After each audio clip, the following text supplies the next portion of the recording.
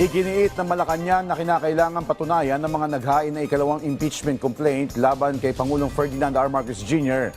ang kanilang mga aligasyon. Ayon sa palasyo, walang nilabag na batas at walang nagawang impeachable offense ang Pangulo. Ang detalye sa report ni Kenneth Pasyente. Patunayan, yan ang hamon ng Malacanang sa bagong alyansang Makabayan o Bayan na naghain ng ikalawang impeachment complaint laban kay Pangulong Ferdinand R. Marcos Jr. Sabi ng palasyo, mahirap na base lang sa paghahabi ng storya ang mga inihaing reklamo at sa halip, dapat nilang patunayan ang kanilang mga alegasyon. Tinukoy ng bayan sa Articles of Impeachment ang institutionalizing systematic corruption and patronage sa pamamagitan umano ng BBM parametric formula. Unang-una, ito rin naman po yata ang naging issue patungkol pa rin po sa GAA, patungkol pa rin po sa pagbibigay ng ayuda. Unang-una, nasaan po ba yung sinasabi nating BBM parametric formula? They have to prove that. Pangalawa po, yung sinasabi yung pork barrel. Mapapatunayan po natin sa mga ginawa ng Pangulo na pinag-ingatan, ulitin po natin, pinag-ingatan po ng Pangulo ang budget. Marami pong na-veto at ang binigyan niyang utos noon sa DBM ay magkaroon ng conditional implementation.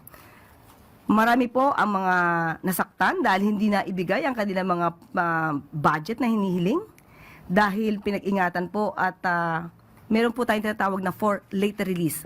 Tinukoy din ang abuse of discretionary power over unprogrammed appropriations at ang direct personal involvement in kickback schemes. Pero giit ng palasyo, mahihirapan silang mapatunayan ito. Pag sinabi nilang abusive, kailangan talaga i-prove to. Kung wala naman po sila mailalagay na anumang pruweba sa kanilang complaint, naggagawa lamang po sila ng kwento, naghahabi ng istorya. At po sila yung kickbacks, kailangan po pa rin patunayan ito. Hindi po pwedeng nasa guni-guni ng isipan ng tao.